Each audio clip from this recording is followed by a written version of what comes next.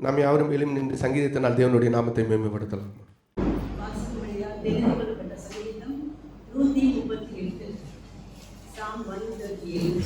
உம்மை என் முழு இருதயத்தோடு துதிப்பேன், தேவர்களுக்கு முன்பாக உம்மை கீர்த்தனம் பண்ணுவேன். உமது பரிசுத்த ஆலயத்துக்கு எதிராக நான் பணிகிறேன். உமது கிருபை நிமித்தமும் உமது உண்மை நிமித்தமும் உமது நாமத்தை துதிப்பேன். உமது சகல பிரஸ்தாபத்தை பார்க்கிறோம், உமது வார்த்தை நீர் மகிழ்ப்படுத்தி இருக்கிறேன். நான் கூப்பிட்ட நாளில் எனக்கு மறு உத்தரவு அருளினீர், என் ஆத்மாவில் பலன் தந்து என்னை தைரியப்படுத்தினீர். கர்த்தாவே, பூமியின் ராஜாக்கள் எல்லாரும் உமது வாயின் வார்த்தைகளை கேட்கும் போது உம்மை துதிப்பார்கள். கர்த்தரின் மகிமை பெரிதாய் இருப்பதினால் அவர்கள் கர்த்தரின் வழியை பாடுவார்கள். கர்த்தர் உயர்ந்தவராயிருந்தும் தாழ்மையுள்ளவனை நோக்கி பார்க்கிறார், வேட்டியவனையோ தூரத்தில் இருந்து அறிகிறார். நான் துன்பத்தின் நடுவில் நடந்தாலும் நீர் என்னை உயிர்ப்பிப்பீர். என் சத்துருக்களின் கோபத்துக்கு விரோதமாக உமது கையை நீட்டுவீர், உமது வலக்கரம் என்னை ரட்சிக்கும்.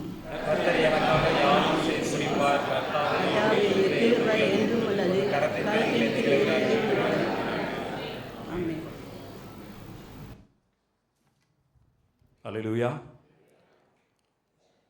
லூக்கா 6:38 இப்படியாக சொல்கிறது, கொடுங்கள் அப்பொழுது உங்களுக்கு கொடுக்கப்படும், அமுக்கி குலுக்கி சரிந்து விழும்படி நன்றாய் அளந்து உங்கள் மடியிலே போடுவார்கள், நீங்கள் எந்த அளவினால் அளக்கிறீர்களோ அந்த அளவினால் உங்களுக்கு அளக்கப்படும் என்றார். இதை உணர்ந்தவர்களாய் பாடலாம். ஆருள் ஏறலாமாய் பெய்யும், உறுதி வாக்கிதுவே ஆறுதல் தேறுதல் செய்யும்.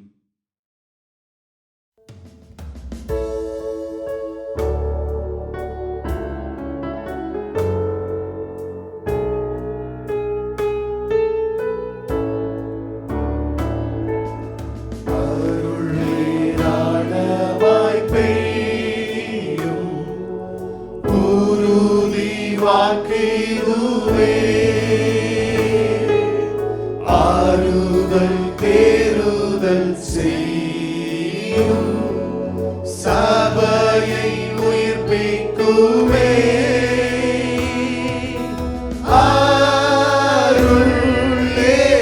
அருளேராலும் அருள் அவசியமே.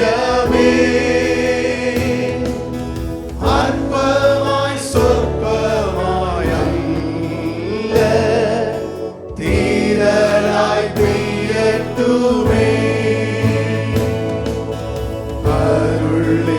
அருளேராளமாய் பெய்யும், மேகமந்தாரம் உண்டா. காடான நீலத்திலேயும் செழிப்பும் பூரிப்புமா. அருள் ஏராளம் அருள் அவசியமே. அற்பமாய் சொற்பமாய் அல்ல, தீரலாய் பெய்யட்டுமே. அருளேராளமாய் பெய்யும், இயேசு வந்தருளுமே. இங்குள்ள கூட்டத்திலேயும் கிரியை செய்தருளுமே.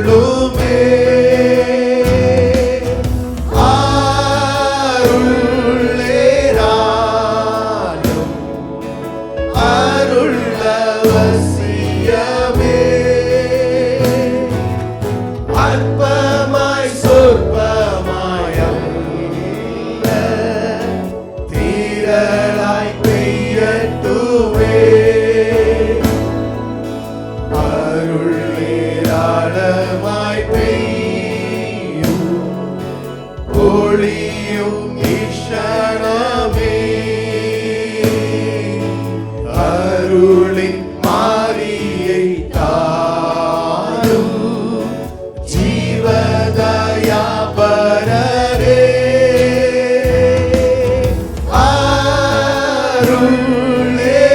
அருளேராளம் அருள் அவசியமே. அற்பமாய் சொற்பமாய் அல்ல, தீரலாய் பெய்யட்டுமே. அனுப்புவே.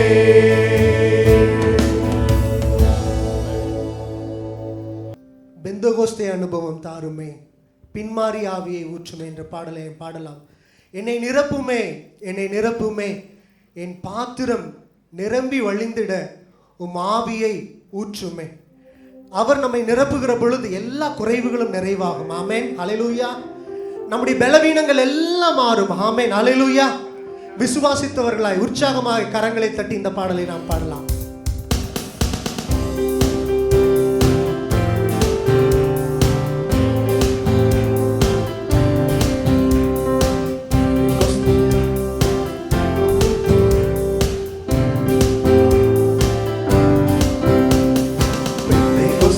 அனுபவம் தாருமே, மாறியாவியை ஊற்றுமே. பெந்தேகோஸ்தே அனுபவம் தாருமே, மாறியாவியை ஊற்றுமே. மேலான வல்லமை, மேலான தரிசனம், மேலான வரங்களை தாருமே. மேலான வல்லமை, மேலான தரிசனம், மேலான வரங்களை தாருமே. என்னை நிரப்புமே, என்னை நிரப்புமே, என்னை நிரப்பியே அனுப்புமே. என் பாத்திரம் நிரம்பி வழிந்திட உம் ஆவியை ஊற்றுமே. என்னை நிரப்புமே, என்னை நிரப்புமே, என்னை நிரப்பியே அனுப்புமே. என் பாத்திரம் நிரம்பி வழிந்திட உம் ஆவியை ஊற்றுவே. அனலான ஊழியம் தாருவே, அக்கினி ஜுவாலைய மாற்றுவே. அனலான ஊழியம் தாருவே, அக்கினி ஜுவாலைய மாற்றுவே. மேலான வல்லமை, மேலான தரிசனம், மேலான வரங்களை தாருவே. மேலான வல்லமை, மேலான தரிசனம், மேலான வரங்களை தாருவே. என்னை நிரப்புமே, என்னை நிரப்புமே, என்னை நிரப்பியே அனுப்புவே. என் பாத்திரம் நிரம்பி வழிந்திட உம் ஆவியை ஊற்றுமே. என்னை நிரப்புமே, என்னை நிரப்புமே, என்னை நிரப்பியே அனுப்புமே. பாத்திரம் நிரம்பி வழிந்திட உம் ஆவியை ஊற்றுமே. நிலப்பட்டு மரித்தோர்கள் எழும்பிட அற்புதத்தின் அபிஷேகம் தாருமே. நிலப்பட்டு மரித்தோர்கள் எழும்பிட அற்புதத்தின் அபிஷேகம் தாருமே. மேலான வல்லமை, மேலான தரிசனம், மேலான வரங்களை தாருமே. மேலான வல்லமை, மேலான தரிசனம், மேலான வரங்களை தாருமே. என்னை நிரப்புமே, என்னை நிரப்புமே, என்னை நிரப்பியே அனுப்புமே. என் பாத்திரம் நிரம்பி வழிந்திட உம் ஆவியை ஊற்றுமே. என்னை நிரப்புமே, என்னை நிரப்புமே, என்னை நிரப்பியே அனுப்புமே. என் பாத்திரம் நிரம்பி வழிந்திட உம்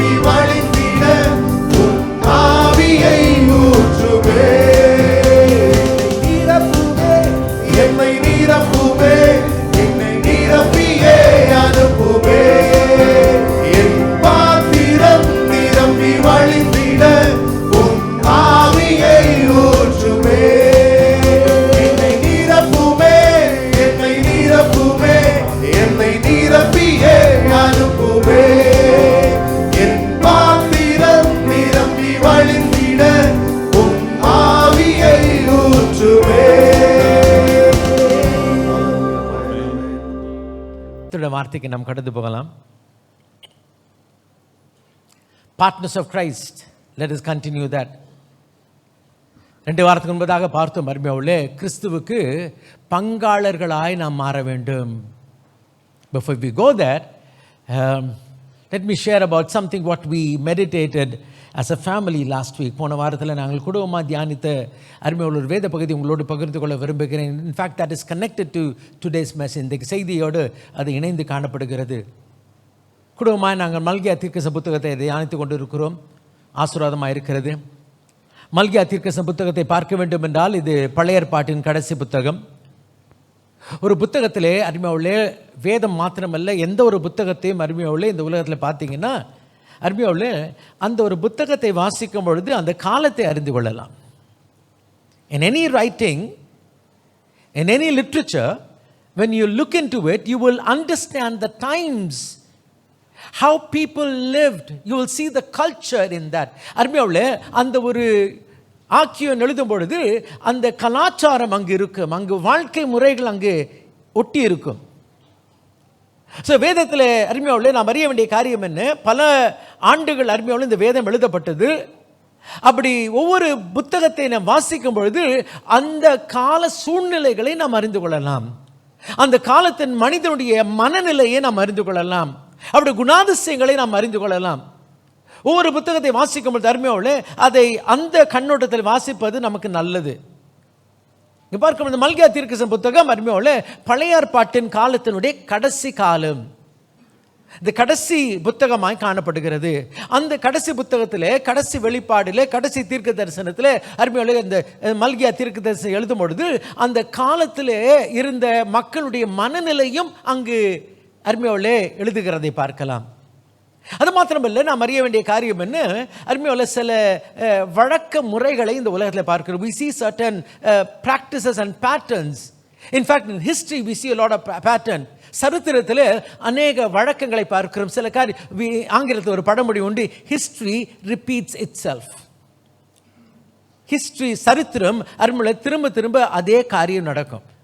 ஒரு சுழற்சியாக சரித்திரம் நடக்கும். அதை சரித்திரத்தை பயின்றவர்கள் அறிந்து கொள்ளலாம், அருமையாவுள்ளே உணர்ந்து கொள்ளலாம். So history will always repeat itself. There will be a cycle. Amen. So there will be slight variation, but you know what, it will be the same things. குறிப்பாக மார்க்கெட்டிங்லாம் பார்த்தீங்கன்னா, அந்த பிஸ்னஸோட பார்த்தீங்கன்னா இட் கோஸ், அந்த ஒரு ட்ரெண்ட் இருக்கும், அந்த cycle. அதை அறிந்தவர்கள் அருமையாவுள்ளே பிஸ்னஸில் முன்னுக்கு வந்துடுவாங்க. ஏன்னா அவங்களுக்கு தெரியும், அப்பா இதுக்கு பிறகு பார்த்தீங்கன்னா ஒரு தாழ்வு உண்டு, அதுக்கு பிறகு ஒரு ஏற்றம் உண்டு, ஒரு தாழ்வு உண்டு. ஸோ உன்னுடைய இன்வெஸ்ட்மெண்ட்லாம் பண்ணோன்னா என்ன பண்ணலாம், இந்த டைம்லாம் பண்ணணும், இந்த டைமில் பண்ணக்கூடாதுன்னு சொல்லிட்டு அருமையாவுள்ளே அந்த எக்கனாமிக்ஸ் தெரிஞ்சவங்க, அந்த ஒரு பிஸ்னஸ் குறித்து அறிந்தவங்க அதை அறிந்து கொள்வார், அதை கரெக்டாக செய்வாங்க. Because every thing happens in a pattern.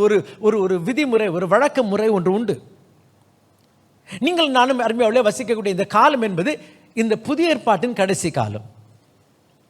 ஆமென். புதிய ஏற்பாட்டின் கடைசி காலம் அப்படின்னு பார்த்தீங்கன்னா நம்ம காலத்துக்கும் அந்த காலத்துக்கும் நிறைய சம்பந்தங்கள் நம்ம பார்க்கலாம். ஆண்டுடைய முதலாம் வருகைக்கு முன்பதாக இருந்த சூழ்நிலை, அந்த சூழ்நிலை நாம் இரண்டாம் வருகைக்கு முன்பாக நாம் இருக்கிறோம். ஸோ பல சம்பந்தங்களை பார்க்கிறோம். ஸோ இங்கே பார்க்கும்பொழுது இந்த புத்தகத்தை ஒப்பிட்டு பார்த்தால் நம்முடைய காலத்தை நம்ம அறிந்து கொள்ளலாம். நம்முடைய காலம் என்று சொல்லும் பொழுது சபையின் காலத்தை ஒப்பிட்டு பார்க்க வேண்டும் என எந்த காலத்தில் இருக்கிறோம்?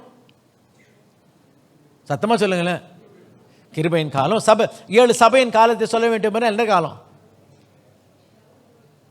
லவோதிபா, சரி, லவோதிக்கியா காலம். லவோதிக்கியா காலத்தில் நாம் இருக்கிறோம். we are in the last church period. அந்த காலத்தை குறித்து அருமையாவுள்ளே வெளிப்படுத்தல் 3ஆம் அதிகாரத்தில் வாசிக்கிறோம். அருமையாவுள்ளே எடுத்து வாசிக்க வேண்டாம், அதை அறிந்திருக்கிறோம்.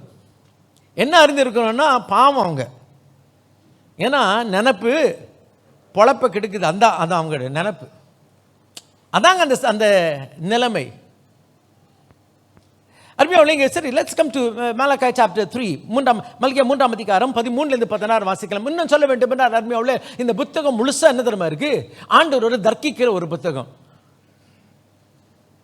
ஆண்டவர் சொன்னார்னா அதை உடனே கிராஸ் பண்ற ஒரு புத்தகம். 7 காரியங்களை கத்த சொல்லுகிறார். அது 7 என்ன பண்றாங்க? இவங்க ரிஃப்யூட் பண்றாங்க, அவங்க மறுக்கிறாங்க, மறுதளிக்கிறாங்க. அப்பா நான் உன்னை ஆரம்பிக்கும் போது எப்படி தான் ஆரம்பிக்குது. நான் 1ஆம் அதிகாரம் பார்த்தீங்கன்னா, அப்பா நான் உன்னை சிநேகித்தேன். என்ன எப்படி நேசிச்சிங்க?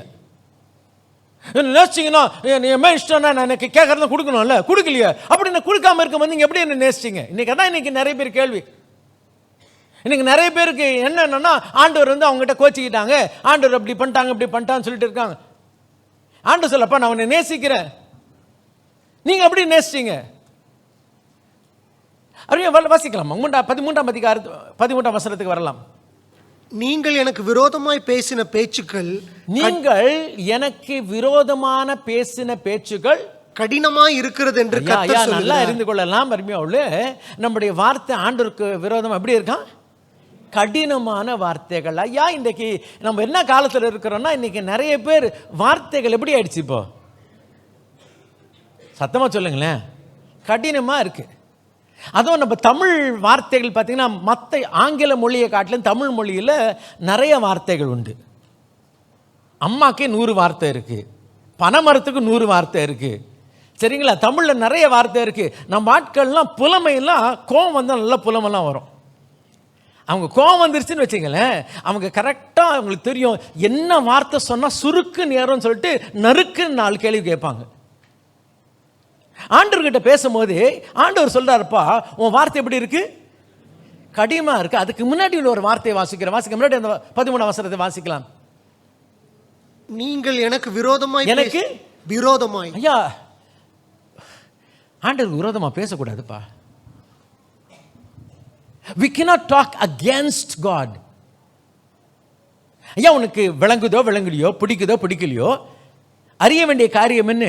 ஆண்டவருக்கு விரோதமாக பேசக்கூடாது.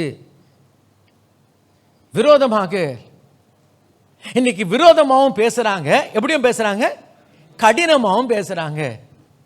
கேஜேவி பார்த்தீங்கன்னா ஸ்டவுட், அதாவது ஸ்டவுட்னா சொல்லுங்களேன், கொழுப்படுத்து போயிருக்கு. அதெல்லாம் ரொம்ப அதுக்கு நிறைய வார்த்தைகள்ல உன் வார்த்தை எப்படி இருக்கு? ஆண்டவருக்கு விரோதமா திமிர் வார்த்தை. திமிர்னா கொழுப்பு. ஆண்டுக்கு ஐயா நல்லா கவனிங்கம்மா, இன்றைக்கு பேச்சு, நம்முடைய பேச்சில் அங்கே திமிர்த்தனமான பேச்சு, stout words. New American standard version says arrogant words. அரகண்டா பேசுற, சரியா? ஆணவத்தோடு. New living translation says terrible things against me. ஒரு மோசமான காரியத்தை எனக்கு விரோதமா பேசுற. Message translation says your words are hard and rude against me. ஐயா இன்றைக்கு பார்க்கும் பொழுது அருமையாவுள்ள இன்றைக்கு கொஞ்சம் கொஞ்சமாக நம்முடைய வார்த்தைகள் கொஞ்சம் மாறுகிறதை பார்க்கலாம். நம்முடைய கலாச்சாரத்தில் இதை மாறுகிறதை பார்க்கலாம். இன்னைக்கு ஒரு காலத்தில் பெரியவர்களுக்கு அருமையாவுள்ள எதிர்த்து பேச மாட்டாங்க, பெரியவர்களுக்கு விரோதமாக பேச மாட்டாங்க, பெற்றோருக்கு விரோதமாக பேச மாட்டாங்க. இன்னைக்கு பார்த்தீங்கன்னா பெற்றோருக்கு விரோதமாக, பெரியவர்களுக்கு விரோதமாக அருமையாவுள்ள பேசுகிற ஒரு காரியத்தை பார்க்கிறோம். ஒரு காலத்தில் பெரியவங்க இருந்தாங்கன்னா ஐயா பிள்ளைங்க வரக்கூடாது, சின்னவங்க வரக்கூடாது, வந்தாலும் வேலை இருக்குன்னா வந்து வேலையை முடிச்சுட்டு கிளம்பு. இன்னைக்கு வராங்க, அப்புறம் லாந்துறாங்க, அப்புறம் உட்கார்றாங்க, அப்புறம் காலை தூக்கி மேலே போடுறாங்க, அப்புறம் அவங்க நுழைஞ்சு பேசுறாங்க, கமெண்ட் அடிக்கிறாங்க. அதோட்டு என்ன ஆச்சுன்னா ஐயா காலெல்லாம் மாறி போச்சுங்க. ஆமாம், காலை மாறி போச்சு. இது எங்கே கொண்டு வந்துச்சு தெரியுமா? விரோதமாக பேசக்கூடிய ஒரு காலத்துக்குள் கொண்டு வந்துருச்சு. உடனே சொல்றாங்க, இல்லை நீங்கள் செஞ்ச தப்பு, நீங்கள் செஞ்சது சரியில்லை. உனக்கு தெரியுமா, வாழ்க்கை தெரியுமா? முளைச்சி இப்போதான் 3 இலை 4வது இலை வருது. இப்போ நீ என்ன சொல்ற? அம்மா அப்பா சரியில்லை, அம்மா அப்பா தப்பு. ஏன்? யூடியூப்ல சொன்னாங்களா? ஃபேஸ்புக்கில் சொன்னாங்களா? நன்றா அறிந்து கொள்ளலாம். இன்றைக்கு இந்த காலம் இருக்கு, இந்த கலாச்சாரம் இருக்கு, விரோதமாய் பேசக்கூடிய. அதுவும் நம்ம தமிழ் கலாச்சாரம் சொல்லட்டுங்களா? நம்ம தான் சொல்லுமே, நெற்றிக்கண் திறப்பினும் குற்றம் குற்றம் என்ன? யார் மேலே கடவுள் தப்பு கண்டுபிடிக்கிற கலாச்சாரம், கடவுள் மேலே தப்பு கண்டுபிடிக்கிற, அது ஒரு பெருமிதம் கொள்ளக்கூடிய ஒரு அது அருமையாவில். இதுதான் சுயநீதி, இதுதான் சுயநீதி. இந்த நாளில் பார்க்கும் பொழுது அருமையாவில் இன்றைக்கு இப்படிப்பட்ட மனநிலை கடைசி காலத்திலே அருமையாவில் எல்லா இடத்துலையும் பரவலாய் காணப்படுகிறது. ஆண்டவர் சொல்றார், அப்பா எனக்கு விரோதமாக பேசுகிற, அது மாத்திரமல்ல, சரி ஏதோ நான் செஞ்சது பிடிக்கல இருக்கலாம், எல்லாமே ஆண்டவர் செஞ்சு எல்லாருக்கும் பிடிக்காது, கொஞ்ச நாள் கழிச்சு பிடிக்கல, ஆனால் நீ ரொம்ப கடினமான வார்த்தைகளை வச்சு பேசுகிறப்பா. வார்த்தைகள் எப்படி இருக்கு? கடினமான வார்த்தைகள், கடினமான வார்த்தைகள். ஆண்டவர் சொல்றாருமா, அப்பா எனக்கு விரோதமாய் பேசுற வார்த்தைகள் ரொம்ப ரொம்ப கடினமா இருக்குப்பா. வாசிக்கலாமே. நீங்கள் எனக்கு விரோதமாய் பேசின பேச்சுக்கள் கடினமாய் இருக்கிறது என்று கர்த்தர் சொல்லுகிறார். ஆனாலும் உமக்கு விரோதமாக என்னத்தை பேசினோம் என்கிறீர்கள். நான் அப்படியே பேசினேன்னு சொன்னா என்ன சொல்லணும்? சாரி ஆண்டவரே, நான் நினைக்கல, சரியா, நான் அப்படி ஒன்றும் பேசலையா, நான் எப்போ அப்படிதான் பேசுவேன், இன்னைக்கு திடீர்னு அப்செட் ஆயிட்டீங்க. ஆண்டவர் சொல்றாரு, அப்பா நீ பேசுறது கஷ்டம், நான் அப்படி ஒன்றும் பேசலையா, நீங்க சும்மா என்னை பார்த்து நீங்க சொல்றீங்க அவங்க அப்படி பேசுறாங்க, அவங்க பேசுறாங்க, நான் பேசுனா தான் தப்பா? நான் எப்போதும் இப்படி தான் பேசுவேன், எப்போதுமே சத்தம் இப்படி தான் இருக்கும், நான் எப்போது. அப்பா கவனிமா, உன் வார்த்தைகள் எனக்கு கஷ்டமா இருக்கு, கடினமா இருக்கு சொன்னா அப்படின்னா நாங்க தப்பா சொல்லிட்டோம். யாரை கேட்கிற தெரியுமா? நீ ஆண்டவர் கேட்கிற. இன்றைக்கு அருமையாவில் நல்லா கவனிக்கலாம். இன்றைக்கு சபையினுடைய நிலைமை, இன்றைக்கு குடும்பத்தினுடைய நிலைமை, இன்றைக்கு இன்னும் சொல்ல முடியும் இளைய தலைமுறையுடைய நிலைமை இதுதான். ஒரு தப்ப சொல்ல முடியாதுமா. தப்ப சொன்னா உடனே அதுல தப்பு கண்டுபிடிக்கிறாங்க. எப்படிமா திருந்துவது? இன்னைக்கு இந்த ஒரு நிலையில, மனநிலையில காலம் அருமையாவில் காணப்படுகிறது. மல்கியா காலத்தில் இருந்தது, பழைய ஏற்பாட்டின் கடைசி காலத்தில், இன்றைக்கு புதிய ஏற்பாட்டின் கடைசி காலத்தில் இதே மனநிலை காணப்படுகிறது. ஆமென். கேட்குறாங்கம்மா, ஆண்டவர் சொல்றாரு, இது இந்த புத்தகம் முழுசும் அப்படிதான். நான் உன்னை அப்படி என்ன நேசிச்சிங்க? அப்பா நீ எனக்கு படைக்கிறது எனக்கு பிரியமா இல்லை, அது எப்படி பிரியமா இல்லை? நீ சரியில்லை, அது எப்படி சரியில்லை? ஐயா ஒன்னொன்னும் கேட்டா ஒன்னொன்னு சொன்னா அதுக்கு குதர்க்கமான ஒரு பேச்சு இந்த புத்தகம் முழுவதும் அதான் இருக்குமா. தயவுசெய்து வீட்டுக்கு போய் பாருங்க. இந்த புத்தகம் முழுவதும் அருமையா கர்த்தர் பேசுறாரு. பேசினா அதை எதிர்த்து பேசக்கூடிய ஒரு மனநிலை. பிள்ளைங்க ஒரு ஸ்டேஜ் வரும், அப்படிதான் இருக்கும்.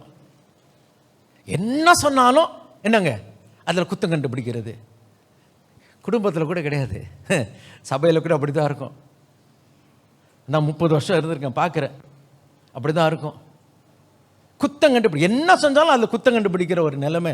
ஐயா இவங்க பாருங்கம்மா, ஆண்டவர் குத்தம் கண்டுபிடிக்கிற நிலை அருமையுள்ள இன்றைக்கி சபையும், இந்த கடைசி கால சபையும் அப்படிப்பட்ட நிலையில் காணப்படுகிறது. வாசிக்கலாம், தொடர்ந்து வாசிக்கலாம். தேவனை சேவிப்பது விருதா. என்ன சொல்றாங்க 14 வசனத்தில்? எல்லாம் வேஸ்ட்டுப்பா, ஆண்டவரை சேவிக்கிறது என்ன போ, பெருசா போ, ஏதோ போகிறேன், சர்ச்சுக்கு போகிறேன், ரொம்பலாம் போகக்கூடாதுங்க. நான்லாம் ரொம்பலாம் போனவன் தான். இப்போல்லாம் எல்லாம் போனோமா வந்தோம்மா, ஏதோ காணிக்கு போட்டோமா வந்துடணும், அவ்வளோதான். சரிங்களா? அப்படி ஓரமாக ஒதுக்குப்புறமா உட்காரணும், அப்படி போயிட்டு வந்துடணும், அவ்வளோதான். பெருசாக ரொம்பலாம் பண்ணக்கூடாது. ரொம்பலாம் பண்ண தேவனை சேவிக்கிறது இன்னொரு வார்த்தை சொல்லுங்க, வேஸ்ட்டு. வேஸ்ட்டு. ஆண்டவருக்கு செய்கிறதெல்லாம் வேஸ்ட்டு, ஊழியம் செய்கிறது வேஸ்ட்டு. நான்லாம் செஞ்சேன், உங்களுக்கு தெரியாது.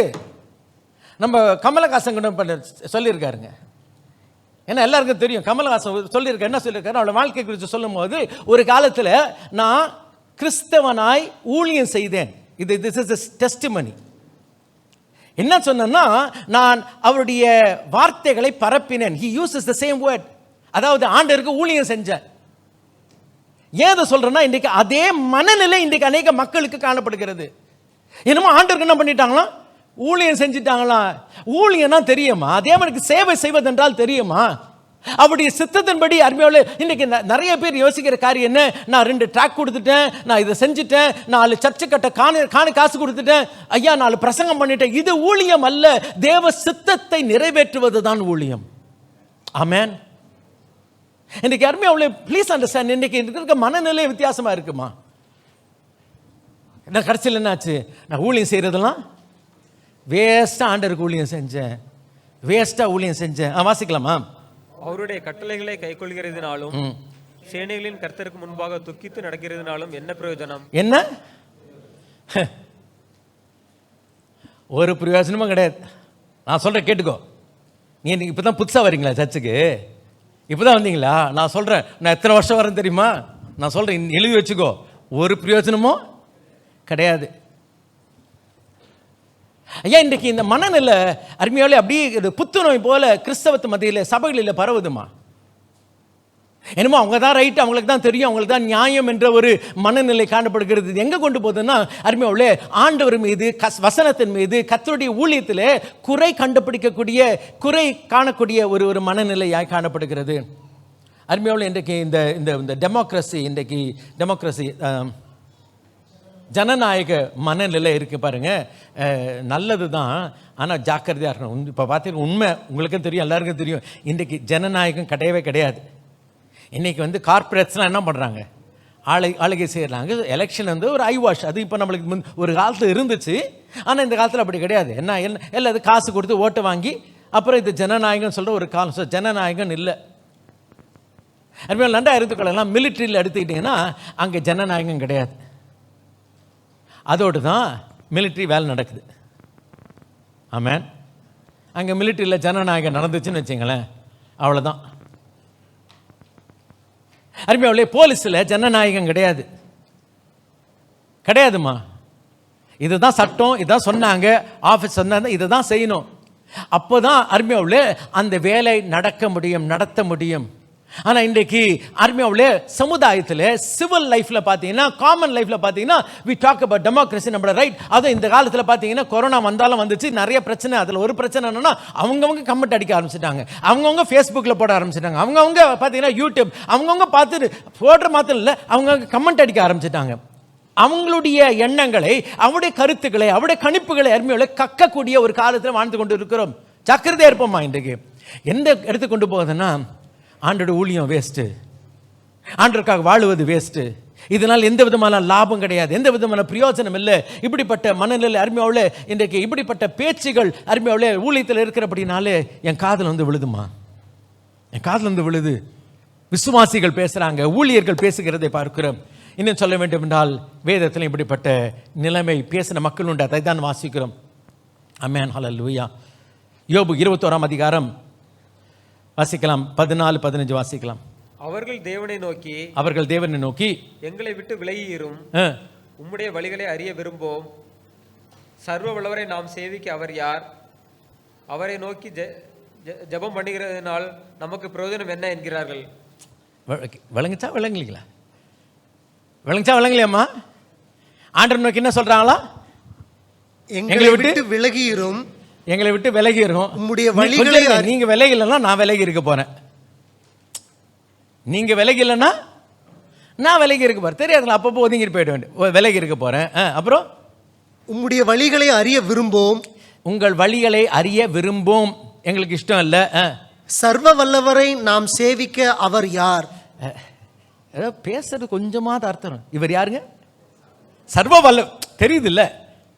சர்வ வல்லவரை சேவிக்க, அதான் நீ தான் சொன்னிய, நீ தான் சொன்னிய. இதாமா இன்றைக்கு மனநிலை. உனக்கு தெரியுது அவர் சர்வ வல்லவர் சொல்லிட்டு, தெரிந்து மறுபடியும் அந்த அளவுக்கு மனசு கெட்டு போயிடுச்சு. 7ஆம் வசனத்தில் வாசிக்கலாம். இந்த அதிகாரம் 21ஆம் அதிகாரம் 7ல வாசிப்போம். துன்மார்க்கர் ஜீவித்து விருத்தராகி வல்லவராவானேன். துன்மார்க்கர் ஜீவித்து விருத்தராகி அப்படி வல்லவராறாங்க. அவர்களோடும் கூட அவர்கள் சந்ததியார் அவர்களுக்கு முன்பாகவும் அவர்கள் பிள்ளைகள் அவர்கள் கண்களுக்கு முன்பாகவும் திடப்படுகிறார்கள். நல்லா இருக்கிறாங்க. அவர்கள் வீடுகள் பயமில்லாமல் பத்திரப்பட்டிருக்கும். தேவனுடைய மிலாறு அவர்கள் மேல் வருவதில்லை. அவர்களுடைய எருது புளிந்தால் வீணாய் போகாது. அவர்களுடைய பசு சினை அழியாமல் ஈனுகிறது. அவர்கள் தங்கள் குழந்தைகளை ஒரு மந்தையை போல வெளியே போக விடுகிறார்கள். அவர்கள் பிள்ளைகள் குதித்து விளையாடுகிறார்கள். அவர்கள் தம்பூரையும் சுரமண்டலத்தையும் எடுத்து பாடி கிண்ணறத்தின் ஓசைக்கு சந்தோஷப்படுகிறார்கள். அவர்கள் செல்வான்களாய் தங்கள் நாட்களை போக்கி ஒரு சனப்பொழுதிலே பாதாளத்தில் இறங்குகிறார்கள். ஐயா நல்லா பார்த்தீங்கன்னா அவங்கள பார்த்தா எப்படி இருக்காங்களா? இப்படி எல்லாம் பண்றாங்க. பார்த்து என்னவா இருக்கு? நம்மளுக்கு பொறாமையா இருக்கு. ஐயா துன்மார்க்குடைய வாழ்வு இதை தான் 73ஆம் சங்கீதத்தில் வாசிக்கிறேன். 73ஆம் சங்கீதம் அருமையாவுள்ள 1லிருந்து வாசிக்கும் பொழுது அருமையாவுள்ள அங்கே வாசிக்கலாமே. Let us go to Psalm 73 verse 1 through 14. Psalm 73 1 through 14. Amen. சுத்த இருதயமுள்ளவராகிய இஸ்ரவேலருக்கு தேவன் நல்லவராகவே இருக்கிறார். நல்லவராகவே இருக்கிறார். இங்கிலீஷ்ல ஆரம்பிக்குது surely God is good to those who are pure in their heart. Okay, surely ன்னு ஆரம்பிக்குது. தொடர்ந்து வாசிக்கலாம். ஆனாலும் என் கால்கள் தள்ளாடுதலுக்கும் என் அடிகள் சறுக்குதலுக்கும் சற்றே தப்பிற்று. துன்மார்க்கரின் வாழ்வை நான் காண்கையில் வீண்புக்காரராகி அவர்கள் மேல் பொறாமை கொண்டேன். மரண பரியந்தம் அவர்களுக்கு இடுக்கண்கள் இல்லை. அவர்களுடைய பலன் உறுதியாய் இருக்கிறது. நிரற்படும் வருத்தத்தில் அகப்படார்கள். மனுஷர் அடையும் உபாதியை அடையார்கள். ஆகையால் பெருமை சரப்பணியை போலவும் அவர்களை சுற்றி கொள்ளும் கொடுமை ஆடையை போல். சரிம்மா, 13-14 வாசிக்கலாமா? நான் விருதாவாகவே என் இருதயத்தை சுத்தம் பண்ணி. நான் சொல்றான், நான் வேஸ்டா என்ன பண்றேன்? சத்தமா சொல்லுங்களேன். சுத்தம் சரி, நம்ம பிலடெல்பியா மாடர்ன் வெர்ஷன். ஓகே, நான் வேஸ்டா ஆயத்த கூட்டத்துக்கெல்லாம் வரேன். சரிங்களா? அவங்களாம் யாரும் வரது கிடையாது. நான் தான் என்ன பண்றேன்? வேஸ்டா என் இருதயத்தை. இது பிலடெல்பியா மாடர்ன் வெர்ஷன். இது நான் வேஸ்டா நான் ஆயத்த கூட்டத்துக்கெல்லாம் வரேன். நான் வேஸ்டா ஒப்பு கொடுத்து ஜோம் பண்றேன். வேஸ்டா கேட்கறேன். ஏன் தெரியுமா? அவன்லாம் பண்ணல. எப்படி இருக்கான்? நல்லா தான் இருக்கிறான். இது பாருங்களேன். ஏன்னா இது எல்லாரும் மனதில் இருக்கக்கூடிய ஒரு குமுறு. எல்லாரும் மனசு இப்படித்தான் இருக்கு. ஆமாம், ஜாக்கிரதையா இருமா. என்னைக்கு இதுக்கு இந்த எண்ணத்திற்கு என் மனது போகிறதோ அன்னைக்கு ஒரு ஆபத்து வந்துருச்சு. அங்கே ஒரு ஆபத்து காணப்படுகிறது. இது கடைசி காலத்தின் மனநிலை. மல்கியாவின் நாட்களிலே இருந்த மக்களுடைய மனநிலை, இந்த லவோதிக்கா சபையினுடைய காலத்தில் இருக்கக்கூடிய மக்களுடைய மனநிலை, இன்னைக்கு இந்த மனநிலை பரவி கொண்டு இருக்கிறது. ஜாக்கிரதையாக இருப்போம். இப்படி இருந்துச்சுன்னா நிறைய காரியம் கெட்டு போயிடுமா, நிறைய காரியம் கெட்டு போயிடும். ஆமாம், இன்னொரு வசனத்தை வாசிக்கலாம். என்ன 2-3 வசனம் வாசிக்கலாம், நேரம் கடந்து போகுது. வாசிக்கலாம். யோபு 12ஆம் அதிகாரம் 6ஆம் வசனம். யாராவது காங்கிரிகேஷனில் NIV இருந்துச்சுன்னா அது இங்கிலீஷில் ரெடியாக எடுத்து வச்சுங்க. தமிழில் வாசிக்கலாம். கள்ளருடைய கூடாரங்களில் செல்வம் உண்டு. என்னம்மா? கள்ளர் கூடாரங்களில் என்ன இருக்கு? செல்வம் இருக்கு. தேவனை கோபப்படுத்துறவங்களுக்கு சாங்கோபம் உண்டு. சாங்கோபாகம் உண்டு. அவர்கள் கையில் தேவன் கொண்டு வந்து கொடுக்கிறார். அவர்கள் கையில் தேவன் வந்து கொடுக்கிறார். தமிழ்ல வாசிக்கிறோம். NIV என்ன வாசிக்கிறேன் தெரியுமா? ரொம்ப அழகா இருக்கு.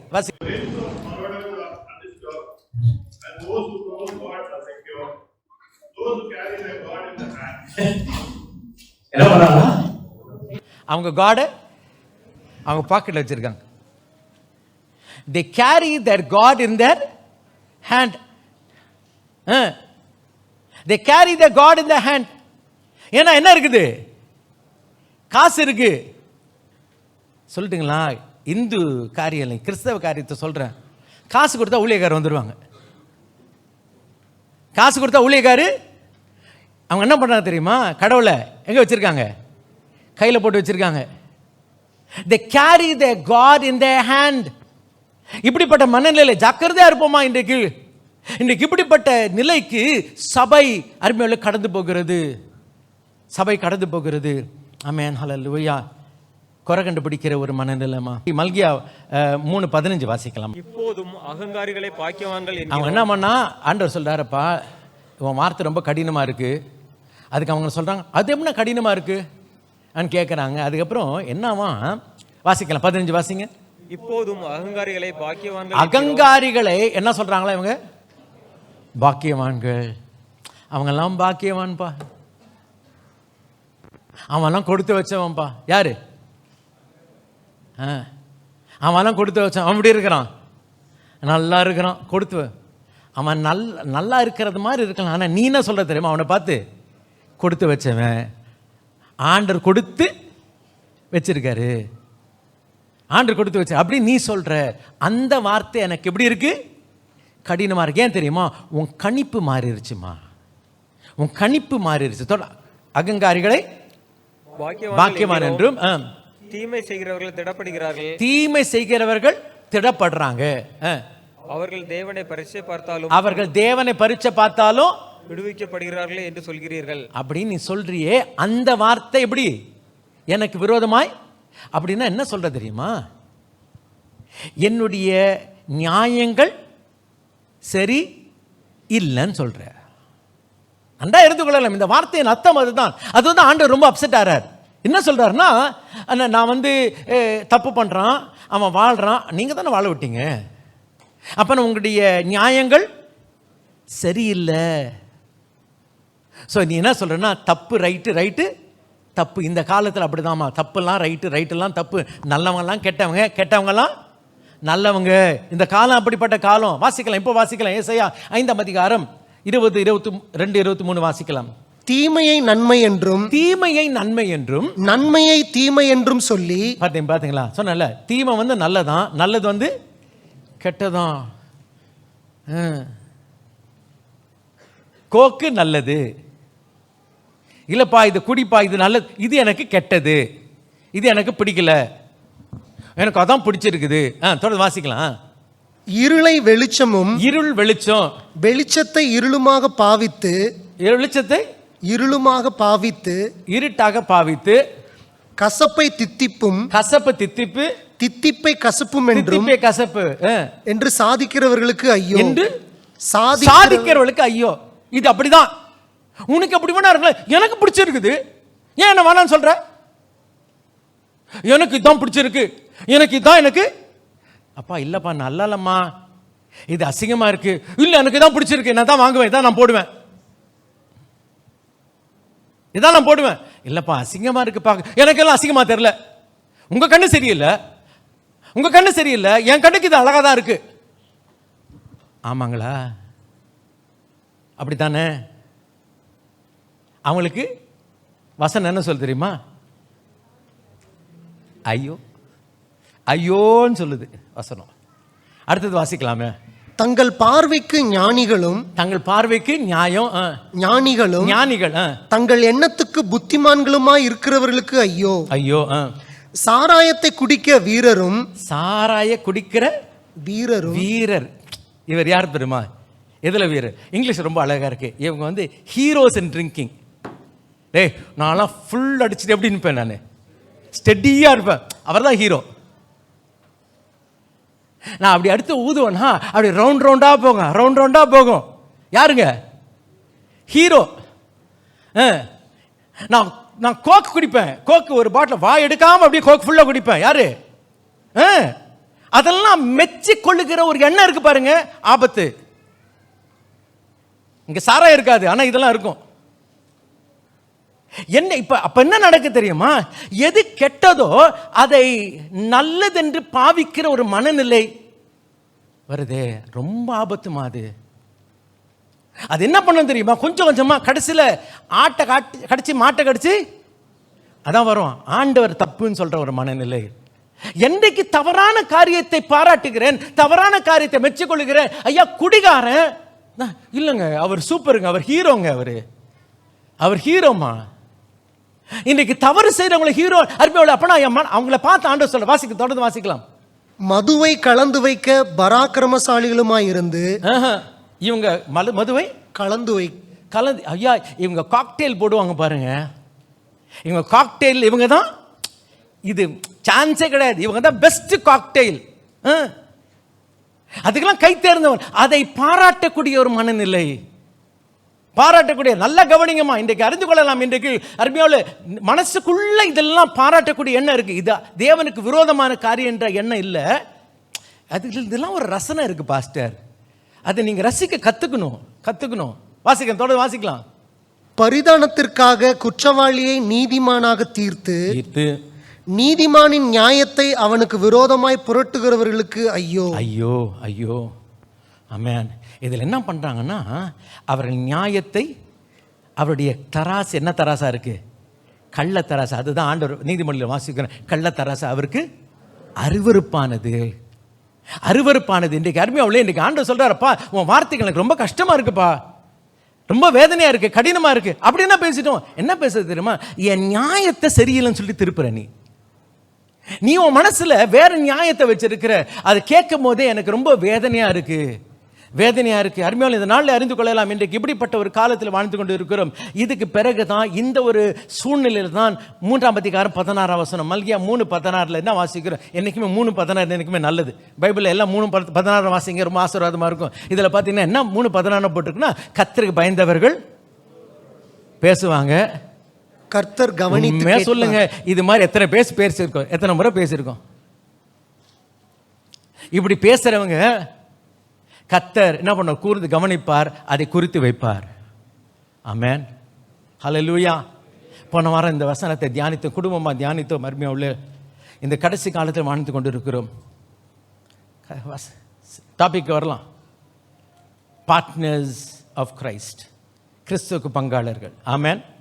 ஏன்னா இது என்ன பங்கு, இது வரைக்கும் நான் பேசணும் உலக பங்கை குறித்து பேசணும், உலக போங்கை குறித்து பேசணும். உலக பங்கு உலக போங்கு இப்படி தான் காணப்படுகிறது, இதுதான் உலக வழக்கமாய் காணப்படுகிறது. ஐயா இன்றைக்கு இந்த வழக்கம் இல்லைம்மா, இன்றைக்கு நமக்கு ஒரு வேறு வழக்கத்தை, வேறு ஒரு பங்கை கத்தர் வைத்திருக்கிறார். 2 வாரத்துக்கு முன்பதாக அருமையுள்ள திவ்ய சுவாப பங்காளர்களாய் மாற வேண்டும், அந்த சாந்த குணத்துக்கு பங்காளராய் மாற வேண்டும், அன்புக்கு பங்காளராய் மாற வேண்டும். ஆமென். இன்றைக்கு அருமையுள்ள இன்றைக்கு பார்க்கக்கூடிய காரியம் அடுத்தது என்னவென்றால் பரிசுத்தத்துக்கு பங்காளர்களாய் மாற வேண்டும். பரிசுத்தத்துக்கு பங்காளர்கள். ஆமென். வாசிக்கலாம் அருமையுள்ள ஹீப்ரூஸ் 12:10. மன்னிக்கவும், ஹீப்ரூஸ் 12:10. அவர்கள் தங்களுக்கு நலம் என்று தோன்றினபடி ஆமென் கொஞ்ச காலம் சிட்சித்தார்கள். இவரோ தம்முடைய பரிசுத்தத்துக்கு நாம் பங்குள்ளவர்களாகும் பொருட்டு ஆமென் நம்முடைய பிரயோஜனத்துக்காகவே எதுக்கு பங்குள்ளவர்களாக வேண்டும்? தம்முடைய பரிசுத்தத்துக்கு பங்காளர்களாய் மாற வேண்டும். ஆமென். அதில் பங்குடையவர்களாய் இருக்க வேண்டும். இன்றைக்கு அருமையுள்ள இன்றைக்கு பரிசுத்தம் என்பது சபைகளிலே சொல்லப்படாத ஒரு தலைப்பாய் காணப்படுகிறது. பரிசுத்தத்தை குறித்து அதிக ஆசீர்வாதம், விடுதலை, கட்டவிழுப்பு, மேன்மை, பெருகுதல் இதெல்லாம் நிச்சயமாய் சத்தியமாய் கர்த்தர் செய்கிறார். ஆனால் அருமையுள்ள இன்றைக்கு பரிசுத்தம், அருமையுள்ள தேவன் பரிசுத்தராக இருக்கிறார், நாமும் பரிசுத்தமாக இருக்க வேண்டும். அந்த பரிசுத்தத்தில் பங்காளர்களாய் காணப்பட வேண்டும். ஆமென். பங்காளன் என்றால் யார்? யாரும்மா பங்காளன்? வேலைக்காரர். ஏன் போன வாரம் நிறைய வேலை இருந்துச்சு, இங்கே வேலை முடிச்ச பிறகு நேற்று வெள்ளிக்கிழமை முடிஞ்சிருக்கோம், முடியல, கடைசி சனிக்கிழமை இருந்துச்சு, வேலை முடிச்சுட்டு போயிட்டாங்கம்மா. அப்புறம் 2 பேர் இருந்தாங்க, இந்த சபையில் இருக்கிறவங்க 2 பேர் இருந்தாங்க, கடைசி வரைக்கும் இருந்து நிறைய வேலையை முடிச்சுட்டு போனாங்க. ஏன்னா அவங்க வேலைக்காரர் இல்லை, அவங்க பங்காளர். சொல்லலைம்மா, சொல்லலை. போன வாரம் தாமஸ் சொன்ன காரியம், அவர் ஒரு பெரிய கம்பெனியில் வேலை செய்கிற, அந்த கம்பெனியில் பார்த்தீங்கன்னா ஒரு மாதத்தில் எத்தனை டன்னு காணப்போகுது? 10 டன் அலுமினியம் 10 டன்னு காணா போகுது. 10 டன்னு காணா போகுது. 3 பார்ட்னர் செய்கிறாங்க. அதில் ஒரு பார்ட்னர் என்ன சொன்னார்னா, அவருக்கு நல்ல பெரிய பணக்காரு, நல்ல காசு இருக்குது, இவ்வளோ காணா போகுது, லைட்லாம் போட்டிருக்காங்க, கேமரா போட்டிருக்காங்க, வாட்ச்மேன்லாம் வச்சுருக்காங்க. அவர் என்ன சொல்லிட்டார், பேசாமல் நான் என்ன பண்ண போகிறேன், நீங்கள் ஒரு ரூம் போட்டு நான் இங்கே தங்க போகிறேன். ஏன் ரூம் போட்டு தங்க போகிறேன்? நான் யாரு? ஐயா இன்றைக்கு அறிந்து கொள்ள, நான் ஒரு பார்ட்னர்ப்பா. வேலைக்காரங்க அப்படி கிடையாது. வேலைக்காரன் வேலை முடிஞ்சிருச்சு, நான் கிளம்பிடுவேன், என் வேலை முடிஞ்சிருச்சு கிளம்பிடுவேன். ஆனால் பங்காளன் அப்படி கிடையாது. பங்காளன் யார் தெரியுமா? இதை உத்தரவாதத்தை எடுத்துக்கொள்ளுகிறவன், இதை உணர்கிறவன். யாரும் சொல்ல வேண்டிய அவசியம் இல்லை. இன்றைக்கு பரிசுத்தம் பிரசங்கிக்கப்படுகிறது, பரிசுத்தம் திணிக்கப்படுகிறது. ஆனால் இன்றைக்கு அறிய வேண்டிய காரியம் என்ன? இந்த பரிசுத்துக்கு நீங்கள் நானும் எப்படியே மாறணும்? இல்லப்பா, இதுதான் என்னுடைய வாழ்க்கை, இதுதான் வாழ்க்கை முறை, இப்படிதான் வாழ வேண்டும் என்று நான் உணர வேண்டும், இதை நான் எடுத்துக்கொள்ள வேண்டும். ஆனால் இன்றைக்கு என்னமோ ஐயோ கஷ்டப்பட்டு ஒரு கசப்பான இது கஷாயம் மாதிரி பரிசுத்தம் இல்லம்மா. இன்றைக்கு பரிசுத்தத்தை நீங்கள் நானும் சபையானது we should become part of it, we should be partakers of holiness. அருமையான இந்த நாளில் அறிந்து கொள்ளலாம். ஏன்னா இன்னைக்கு மைண்ட் செட் மாறி இருச்சே, இன்னைக்கு மனநிலை மாறிடுச்சு. மனநிலை எப்படி இருக்குன்னா வெறும் ஆசீர்வாதம். ஏதாவது பரிசுத்தம் சொன்னால் அது எனக்கு அசுத்தம், எனக்கு அப்படி சொன்னால் எனக்கு பிடிக்காது, அப்படிப்பட்ட மனநிலை காணப்படுகிறது. இருந்து கொள்ள மர்மியாவில் கலாத்தியர் 5ஆம் அதிகாரத்தில் வாசிக்கிற மர்மியாவில் அங்கே 16ஆம் வசனத்திலிருந்து வாசிக்கும் பொழுது வாசிக்கலாமே. கலாத்தியர் 5:16 வாசிக்கலாம். பின்னும் நான் சொல்லுகிறது என்னவென்றால் ஆவிக்கேற்றபடி நடந்து கொள்ளுங்கள், அப்பொழுது மாம்ச இச்சையை நிறைவேற்றாதிருப்பீர்கள். மாம்சம் ஆவிக்கு விரோதமாகவும் ஆவி மாம்சத்துக்கு விரோதமாகவும் இச்சிக்கிறது. நீங்கள் செய்ய வேண்டும் என்றிருக்கிறவைகளை செய்யாதபடிக்கு இவைகள் ஒன்றுக்கொன்று விரோதமாய் இருக்கிறது. ஆவியினால் நடத்தப்படுவீர்களானால் நீங்கள் நியாயப்பிரமாணத்திற்கு கீழ்ப்பட்டவர்கள் அல்ல. மாம்சத்தின் கிரியைகள் வெளியரங்கமாய் இருக்கின்றன. மாம்சத்தின் அண்டர்லைன் பண்ணிக்கலாம், அதை குறித்து கொள்ளலாம். மாம்சத்தின் கிரியை எல்லாம் பெரிய லிஸ்ட் இருக்கு. அப்புறம் 22ஆம் வசனத்தில் ஆவியின் கனியோ, ஒன்று கிரியை, இன்னொன்று கனி. சரி, ஒரு மரத்துலேருந்து ஒரு மேஜை வந்து செய்கிறாங்க, ஒரு மரத்துலேருந்து ஒரு பழம் கிடைக்குது அப்படிங்களா? ஒரு மரத்துலேருந்து பழம் வருது, ஒரு மரத்துலேருந்து மேஜை. ஐயா எது கனி, எது கிரியை? பழம், மேஜை, கிரியை. எது ஈஸியாக கிடைக்கும், எது கஷ்டப்பட்டு கிடைக்கும்? சத்தமாக சொல்லுங்கம்மா. கனி ஈஸியாக கிடைக்கும், டேபிள் கஷ்டப்பட்டு கிடைக்கும்.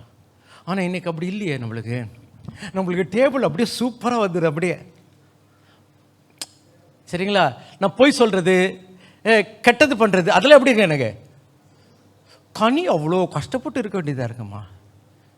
ஆவின் கனி தான் பயங்கர ரொம்ப கஷ்டமாக இருக்கு. அன்பு, சந்தோஷம், சமாதானம், நீடிய பொறுமை, சாந்த குணம், ஐயோ தயவு, இதெல்லாம் ரொம்ப கஷ்டமாக இருக்குது. அந்த டேபிள் சேர் இப்படி செஞ்சிருவேன் நான். டேபிள் சேர்லாம் இப்படி தான் செஞ்சிடுறேன். கனி வழங்குதாம்மா, ஒன்று கிரியை ஒன்னொன்று. இன்னைக்கு மனநிலை மாறிடுச்சு இல்லை நம்மளுக்கு. இன்னைக்கு மனநிலை என்ன சொல்லுது? கெட்டதெல்லாம் எனக்கு ஈஸியாக இருக்கு, எனக்கு ஆண்டவர் வசனப்படி பரிசுத்தமாக வாழ்வது எனக்கு கஷ்டம். ஏன் தெரியுமா? நான் வேலைக்காரன், பார்ட்னர் இல்லை. நான் என்னைக்கு பார்ட்னராக மாறுறனோ, ஆமென் ஹல்லேலூயா, இந்த கனி தானா வந்துடும். அருமையாவுள்ளே அறிந்து கொள்ளலாமா?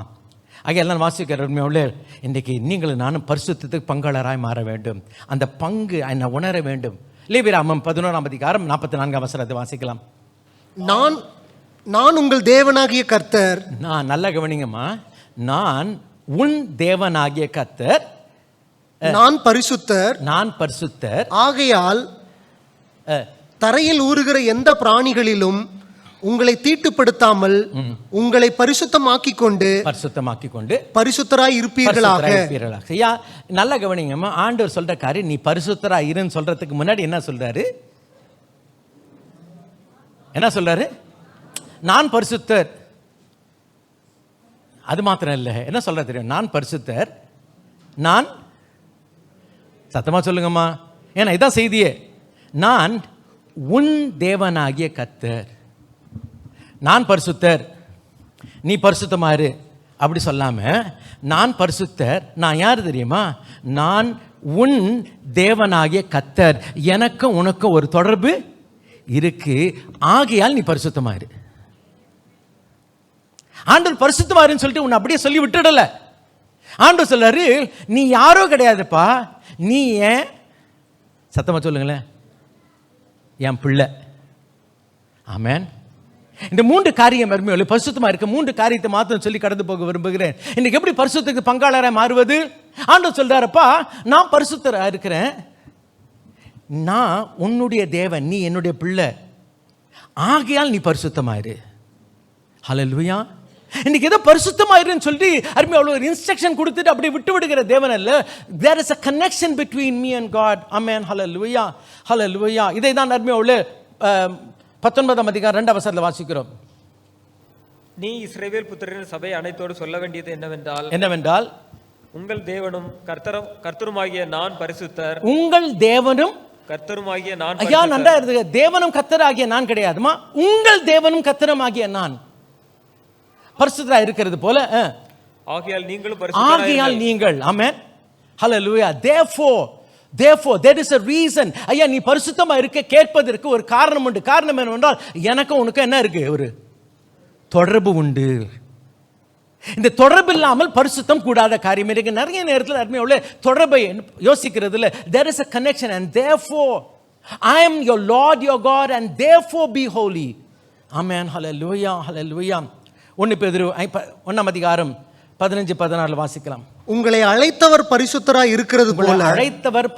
இருக்கிறது போல நீங்களும் உங்கள் நடக்கைகள் எல்லாவற்றிலேயும் பரிசுத்தராய் இருங்கள். ஆமென். ஹல்லேலூயா. நான் பரிசுத்தர், ஆகையால் நீங்களும் பரிசுத்தராய் இருங்கள் என்று எழுதியிருக்கிறதே.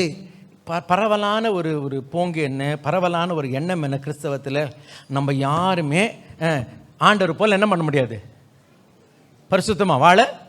இது எல்லாரும் சம்மதிக்கிற ஏற்றுக்கொள்ளக்கூடிய ஒரு மனநிலை. எல்லாம் கிறிஸ்தவங்க தான், சோகால் ரட்சிக்கப்பட்ட ஞானஸ்தானம் அபிஷேகம் பெற்ற அந்நிய பாஷை பேச எல்லாம் உண்மைதான். ஆனாலும் மனநிலை என்ன தெரியுங்களா? இல்லைங்க, இது சாத்தியம் இல்லை, இது சாத்தியம் இல்லை.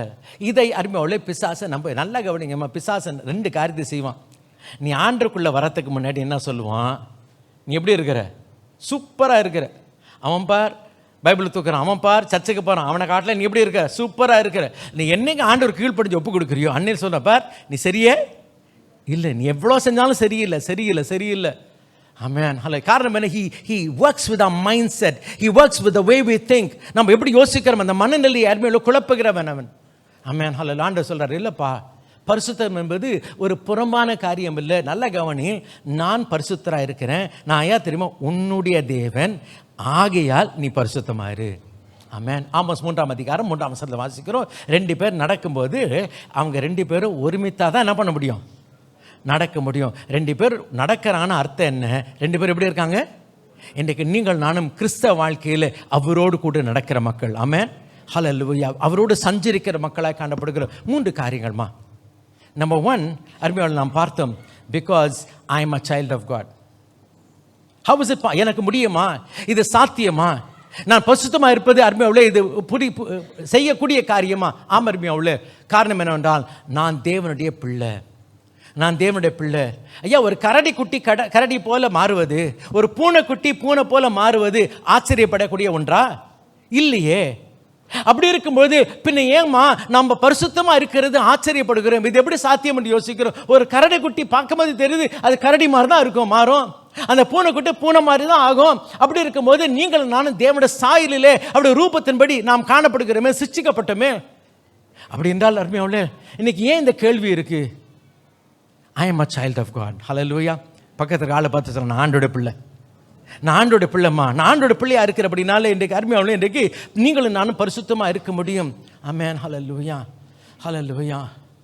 நாம் தேவனுடைய பிள்ளைம்மா. ஆகிய தான் இயேசு சொல்லுகிற, என்னை கண்டவன். இது ஒரு பெரிய கம்பசுசன பெரிய காரியம் கிடையாது. இது இயல்பாக வரக்கூடிய ஒரு காரியம். ஆகியால் முதலாவது அறிய வேண்டிய காரியம் என்ன? எனக்கு நானே சொல்ல வேண்டிய காரியம், பிசாசுக்கு சொல்ல வேண்டிய காரியம், உலகத்தை சொல்ல இல்லைப்பா, நான் ஆண்டோட பிள்ளை. நான் ஒரு வேளை இப்போ இல்லாமல் இருக்கலாம், ஆனால் இப்படி தான் நான் மாறிடுவேன். போக போக போக நான் அப்பா மாதிரி தான் இருப்பேன். ஆமென். நான் இருக்கணும்னு ட்ரை பண்ணல, நான் வந்து மேக்கப்லாம் மாற்றலை, நான் தானாக அப்படியே போக போக போக யார் மாதிரி இருப்பேன்? அப்பா மாதிரி. இன்றைக்கு அறிந்து கொள்ளலாம் பெருமையால். இன்றைக்கு நம்முடைய பிதா ஆண்டவர், நம்மை படைத்தவர். ஒரு காலத்தில் பாவத்தில் இருக்கும்போது பிசாசு நம்மளுக்கு பிதாவாக இருந்தான். அருமையாவில் அவனுடைய வழிகள் இன்றைக்கு யோசித்து பார்க்கலாம். இன்றைக்கு பாவம் இயல்பாக வருது இல்லை? ஏன்னா அப்போ நமக்கு அப்பா யாரு? பிசாசு. அப்போல்லாம் அதெல்லாம் ஏற்றுக்கொள்ளக்கூடிய மனநிலை இருக்குது. அப்போ இன்றைக்கி ஆண்டவர் நமக்கு பிதாவாக இருக்கும் பொழுது, அப்பா பிதாவே என்று கூப்பிடத்தக்க புத்திர சிவகாரத்தின் ஆவியை கொடுத்துருக்கிறார். இதுக்கு பிறகு இப்போ ஏன் சொல்லுது, மனசு சொல்லுது இல்லை முடியாதுன்னு? கொஞ்சம் யோசிச்சு பார்க்கலாமா? இன்றைக்கு தப்பு செய்யும் போது ஆமாம் அங்கே வந்து ஹீரோ ஆயிட்டுமே, தண்ணி அடிக்கிறதுல ஹீரோ, பாவம் செய்கிறதுல ஹீரோ, அதெல்லாம் முடிஞ்சிச்சு. ஆனால் இப்போ ஜீரோவாக இருக்கிறோம். ஏன் இப்போ மாத்திரம் இது முடியலையே? இல்லைப்பா, ஆண்டவர் வசனம் சொல்லியிருக்கு, அவருக்கு நான் பங்காளராய் மாற முடியும். நான் பங்காளன்ற எண்ணம் எனக்கு கிடைத்து விட்டால் பரிசுத்தத்துக்கு நான் பங்காளராய் மாறிடலாம். ஹல்லேலூயா. காரணம் என்ன? நான் யாரு? ஆண்டோடைய பிள்ளை. நம்பர் 1. நம்பர் 2, அருமையாவுள்ள ஆண்டவர் தன்னுடைய குமாரனை அனுப்பினார். ஏன் குமாரனை அனுப்பினார்னா, தெரியும் இப்படி மாறி மொழிப்போன்னு சொல்லிட்டு அவர் வந்து வாழ்ந்து காட்டினார். ஹல்லேலூயா. அவர் வாழ்ந்து காட்டினார். எபிரேயர் 4ஆம் அதிகாரம் 15ஆம் வசனத்தை வாசிக்கலாம். நம்முடைய பலவீனங்களை குறித்து பரிதபிக்க கூடாத பிரதான ஆசாரியர் நமக்கு இராமல் எல்லா விதத்திலும் நம்மை போல அவர் சோதிக்கப்பட்டும். நன்றா இருந்து கொள்ளலாம். இன்னைக்கு சொல்ல, ஆண்டவரே நீங்க அங்க இருக்கிறீங்க, ஆண்டவரே நீங்க ஆவியா இருக்கிறீங்க, ஆண்டவரே நீங்க தூதர் மத்தியில் இருக்கிறீங்க, ஆண்டவரே சேரக்கூடாத ஒளியில் இருக்கிறீங்க, நீங்க பரிசுத்தமா இருக்கலாம். நான் எப்படி இருக்கிறது? நான் இவங்கிட்ட இருக்கிறேன், நான் அவங்கிட்ட இருக்கிறேன், நான் இந்த ஒரு மோசமான இடத்துல இருக்கிறேன்னு. அப்படியாப்பா, அவர் கூட மோசமான இடத்துல தான் இருந்தார். எந்த அளவுக்கு இருந்தார்னா, அவர் சொல்லுவாங்க, குடிக்காரன் கூட சொல்லுவார். ஏன்னா குடிக்கார் மத்தியில் அவர் உட்கார்ந்துட்டு இருப்பார். ஆமென். என் ஆண்டவர் அப்படி தான் இருப்பார், ஆயக்கார் மத்தியில் தான் இருப்பார். ஏங்க உங்கள் ஆண்டவர் அப்படி பாவங்க கிட்ட இருக்கிறாரு? ஐயா, நீதிமான்கள் எல்லா பாவிகளை ரட்சிக்க கிறிஸ்து இயேசு உலகத்துக்கு வந்தார். ஹல்லேலூயா. அருமையாவுள்ள அவர் இருந்து வாழ்ந்து எல்லா விதத்தில் நம்மை போல சோதிக்கப்பட்டு பரிசுத்தமாக இருந்தார். ஆகியால் நீங்களும் நானும் பரிசுத்தமாக இருக்க முடியும். ஆமென். ஹல்லேலூயா. ஹல்லேலூயா. எபிரேயர் 2ஆம் அதிகாரம் 14, 15, 16, 17 வாசிக்கலாம். ஆதலால் பிள்ளைகள் மாம்சத்தையும் இரத்தத்தையும் கவனிங்கம்மா. பிள்ளைகள் மாம்சத்தையும் இரத்தத்தையும் உடையவர்களாக. ஃபர்ஸ்ட் பாயிண்ட்ல பிள்ளைகள், நாம் ஆண்டவருடைய பிள்ளைகள், பரிசுத்தமா இல்லை. அதோடு என்ன பண்றார்? பிள்ளைகள் மாம்சம் ரத்தத்தை உடையவளா இருக்கு, அவரும் அவர்களைப் போல மாம்சத்தையும் இரத்தத்தையும் உடையவரானார். அப்படின்னு அர்த்தம் என்ன? இயேசுக்கு அடிச்சா வலிக்கும், வலிக்குமா வலிக்காதா? ஆமென். குத்துனா ரத்தம் வரும். ஆமென். ஆண்டவருக்கு அழுக வரும், ஆண்டவருக்கு வேர்க்கும். ஆமென். அவருக்கு கோபம் வரும், அவர் நகை சிரிப்பார். ஆமென். அவருக்கு பசி உண்டாகும், அவருக்கு தாகம் உண்டாகும். ஐயா நன்றி எடுத்துக்கொள்ள, எப்படி நம்மை போலவே அவர் உலகத்திலே வாழ்ந்தார், நம்மை போலவே அவர் சோதிக்கப்பட்டார், ஆனால் பரிசுத்தமாக வாழ்ந்தார். ஹல்லேலூயா. இன்றைக்கு பரிசுத்தராயிரு காரணம் என்ன தெரியுமா? முதல் நான் ஆண்டோட பிள்ளை, இரண்டாவது அவர் உலகத்தில் வாழ்ந்து காட்டி நமக்கு ஒரு மாதிரியை வைத்து விட்டு சென்றிருக்கிறார். ஹல்லேலூயா, ஹல்லேலூயா. யோவான் 1:14 வாசிக்கிற அந்த வார்த்தை மாம்சமாகி கிருபையும் சத்தியம் நிறைந்தவரா நமக்குள் வாசமாயிருந்தார். கலாத்தியர் 4:4 வாசிக்கிற காலம் நிறைவேறிய பொழுது அருமையுள்ள ஸ்ரீனிடத்தில் அவர் பிறந்தவர், மாம்சத்தில் வெளிப்பட்டார். ஹல்லேலூயா, ஹல்லேலூயா. ஆகையால் நீ நான் எப்படி இருக்கணும்? பரிசுத்தத்துக்கு பங்காளராய் மாற வேண்டும். Number 1, because God and I am his child. நான் ஆண்டோட பிள்ளை, பிதாவின் நிமித்தம் நான் பரிசுத்தமாக இருக்கணும். அடுத்தது யார் நிமித்தம்? குமாரன் நிமித்தம் பரிசுத்தமாக இருக்க வேண்டும். ஆமென், ஹல்லேலூயா, ஹல்லேலூயா, ஆமென். அவரை காட்டி கொடுத்த யூதா சொல்லுகிறான், குற்றமில்லாத அருமையால ரத்தத்தை காட்டி கொடுத்தேன்னு.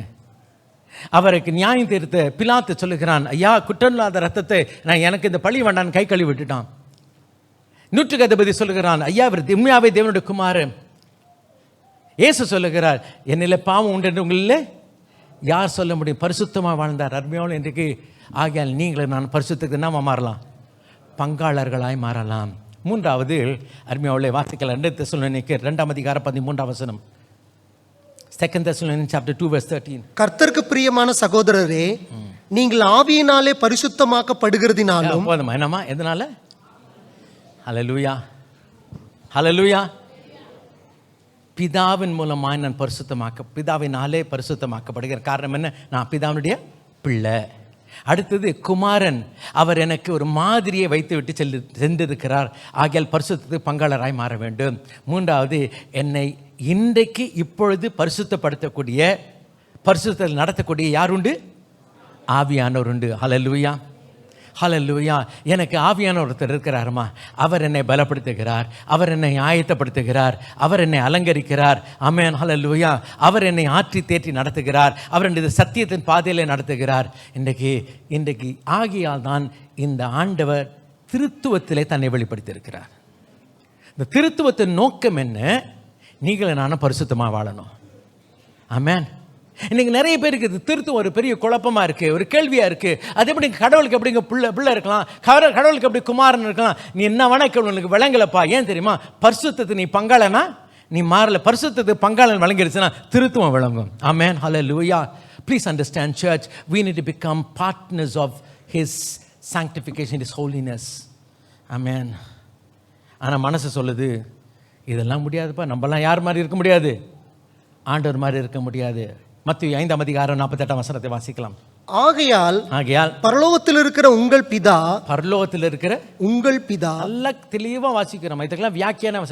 பரலோகத்தில் இருக்க உங்க பிதா பூர்ண சர்க்குணரா இருக்கிறது போல நீங்களும் பூரண சர்க்குணரா இருக்க கடவீர்கள். யாரும் இல்லம்மா, அவர் யாரு?